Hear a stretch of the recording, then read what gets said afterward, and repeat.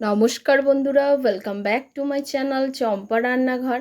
আজ আমি আপনাদের সঙ্গে শেয়ার করব কাঁচা ছোলা আর কাঁচা আলু দিয়ে দুর্দান্ত স্বাদের রেসিপি।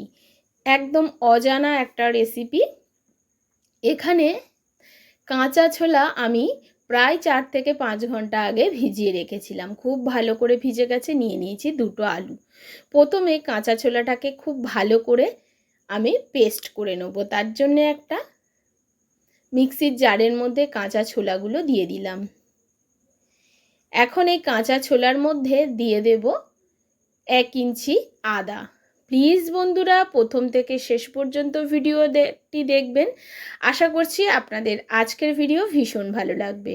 দিয়ে দিচ্ছি অল্প করে জল। এখন এটাকে একটা মিহি পেস্ট বানিয়ে নিচ্ছি। পেস্টটা বানানো হয়ে গেছে। একদম মিহি করে পেস্টটা করতে হবে। কোনো জায়গায় যেন ছোলার কোনো বড় অংশ মানে গোটা অংশ না থাকে ছোলার। এখন আলু দুটোকে খুব ভালো করে খোসা ছাড়িয়ে নিয়েছি। নিয়ে এটাকেও খুব ভালো করে গ্রেট করে নিচ্ছি। আলুগুলোকে গ্রেট করে নিয়ে খুব ভালো করে ধুয়ে পরিষ্কার করে আমি জল ঝরিয়ে নিয়ে চলে আসছি। দেখুন, ঠিক এইভাবে আলুগুলোকে গ্রেট করবেন আর ঠান্ডা জলের মধ্যে রেখে দেবেন। তাহলে কিন্তু যে রেসিপিটা বানাচ্ছি সেটা কিন্তু খেতে খুবই মচমচে মজাদার হবে।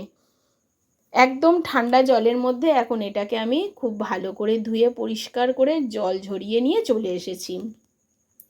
এখন এই আলুটাকে কাঁচা আলু গ্রেট করা আলুগুলোকে আমি ছোলার পেস্টের মধ্যে দিয়ে দেবো।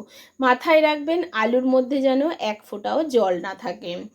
এখন খুব ভালো করে কাঁচা ছোলার পেস্টটার সঙ্গে কাঁচা আলু গ্রেট করা আলুটাকে মিশিয়ে দিচ্ছি। প্লিজ প্লিজ বন্ধুরা, আমার এই ছোট্ট চ্যানেলে আপনাদের সাপোর্ট আর সাহায্যের খুবই প্রয়োজন।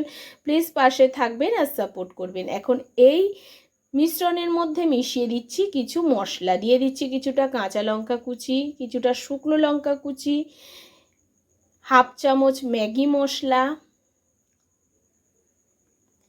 হাফ চামচ দিয়ে দেবো কিচেন কিং মশলা, দিয়ে দেব গোলমরিচের গুঁড়ো,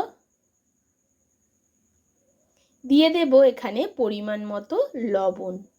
আপনারা যে কোনো দোকানে এই কিচেন কিং মশলাটা কিন্তু পেয়ে যেতে পারেন। দিয়ে দিচ্ছি 1 চামচ সুজি। এখানে সুজিটা শুধুমাত্র গ্রাইন্ডিংয়ের জন্য ব্যবহার করা হচ্ছে। এবারে খুব ভালো করে মশলার সঙ্গে সুজির সঙ্গে মিশিয়ে নেব। ব্যাটারটাকে খুব ভালো করে মেখে নিতে হবে। মাথায় রাখবেন বন্ধুরা, আলুর মধ্যে যদি জল থাকে তাহলে কিন্তু এই রেসিপিটা একদমই ভালো হবে না। খুব ভালো করে আলু থেকে জলটা ঝরিয়ে নেবেন। এখন খুব ভালো করে মেখে নিচ্ছি। মেখে নেওয়ার পরে এর মধ্যে আমি দিয়ে দেব, খুব ভালো করে মশলার সঙ্গে এটাকে মিশিয়ে নিতে হবে। বন্ধুরা, আজকের এই কাঁচা ছোলার সঙ্গে আলু মিশিয়ে তৈরি করে দেখাবো পকোড়া। আপনারা তো অনেক রকমের পকোড়া খেয়েছেন, কিন্তু কাঁচা ছোলার পকোড়া কি কোনোদিন খেয়েছেন? যদি না খেয়ে থাকেন এই বৃষ্টির সময় অবশ্যই একবার খেয়ে দেখবেন। দিয়ে দিয়েছি কিছুটা কালো জিরে, কিছুটা গোটা জিরে, আর দিয়ে দিচ্ছি কারি পাতা। এর মধ্যে অবশ্যই কারি পাতা ব্যবহার করবেন।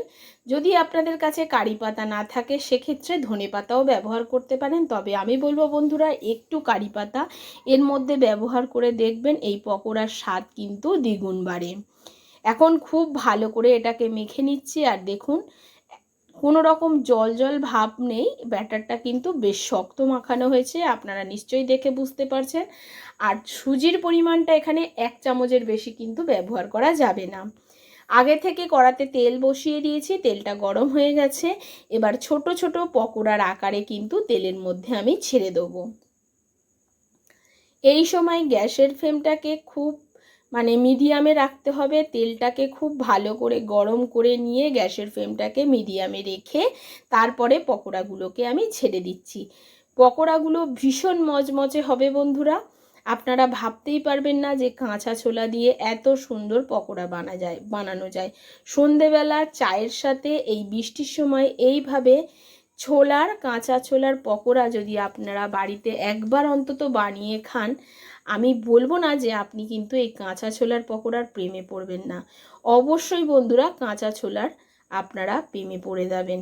বাচ্চারা কিন্তু কাঁচা ছোলা খেতে একদমই পছন্দ করে না। সেক্ষেত্রে এইভাবে যদি আপনি একটু বানিয়ে দেন, কাঁচা ছোলা অনায়াসে তাদের খাওয়াও হয়ে যাবে। আমি এখানে মানে বেশি করে ফ্রাই করছি, আপনারা চাইলে অল্প তেলেও এগুলো ফ্রাই করে নিতে পারেন, বেশ মচমচে হয়। তবে খুব বেশি যে তেল লাগে এই পকোড়াটা বানাতে একদমই নয়।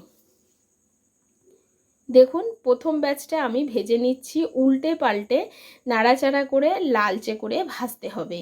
মিডিয়াম ফ্লেমে সমস্ত কাপ ভাজবেন। হাই ফ্লেমে করলে উপরে কালার চলে আসবে, ভিতরটা একদমই কাঁচা থাকবে। আর খুব সুন্দরভাবে দেখুন একদম লালচে কালার হয়ে গেছে। এখন তেল ঝরিয়ে আমি এগুলোকে তুলে নেব। আর আপনি ভাবতেই পারবেন না কত সুন্দর মচমচে এগুলো হয় বন্ধুরা। এই ব্যাচটার পকোড়াগুলো তুলে নিয়ে আবারও আমি যে কটা আছে সে কটাকে আবারও এই একই রকমভাবে ফ্রাই করে নেব। বন্ধুরা আপনারা কাঁচা ছোলার অনেক রকম রেসিপি ট্রাই করেছেন, তবে আমার রিকোয়েস্টে বাড়িতে একবার কাঁচা ছোলার এই পকোড়াটা বাড়িতে ট্রাই করে দেখবেন। আশা করছি আপনাদের ভীষণ ভালো লাগবে। একবার বানালে আপনার কিন্তু মনে হবে এটা বারবার খাওয়ার জন্যে। সন্ধেবেলা চায়ের সাথে বা সকালে বাচ্চাদের টিফিনেও আপনারা এটা বানিয়ে দিতে পারেন। বাচ্চারা কিন্তু এই রকম মচমচে মজাদার জিনিস পেলে খেতে ভীষণই পছন্দ করে। আর এই বর্ষার সময় বৃষ্টির দিনে এই রকম পকোড়া থাকলে তো সন্ধেবেলাটা জাস্ট জমে যায়। দেখুন আর কটা পকোড়া কিন্তু আমি এই তেলের মধ্যে ছেড়ে দিলাম। এবারে এগুলোকেও একই রকম পদ্ধতিতে উল্টে পাল্টে আমি ভেজে নিচ্ছি। দেখুন এখন ভাজা হয়ে গেছে, প্লেটের মধ্যে রাখছি। কতটা মচমচে হয়েছে আওয়াজটা শুনে নিশ্চয়ই বুঝতে পাচ্ছেন। একটা আমি আপনাদেরকে ভেঙে দেখিয়েও দেব যে কেমন মচমচে হয়েছে, দেখতেই পাচ্ছেন। এবার একটা আমি ভেঙে আপনাদেরকে দেখিয়ে দিচ্ছি কতটা সুন্দর হয়েছে দেখুন বন্ধুরা।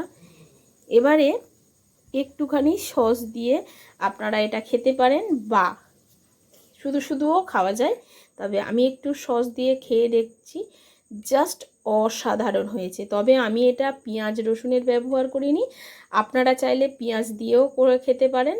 তবে যে কোনো নিরামিষ দিনে বা উপোসের দিনে অবশ্যই এটা বানিয়ে একবার করে খেয়ে দেখবেন, জাস্ট অসাধারণ লাগে। আজ এই পর্যন্ত বন্ধুরা, আবারও দেখা হবে অন্য কোনো নতুন ভিডিওর সঙ্গে। আমার আজকের এই কাঁচা ছোলার পকোড়ার রেসিপি আপনাদের কেমন লাগলো অবশ্যই কমেন্ট করে জানাবেন। নমস্কার বন্ধুরা, সুস্থ থাকবেন আর ভালো থাকবেন।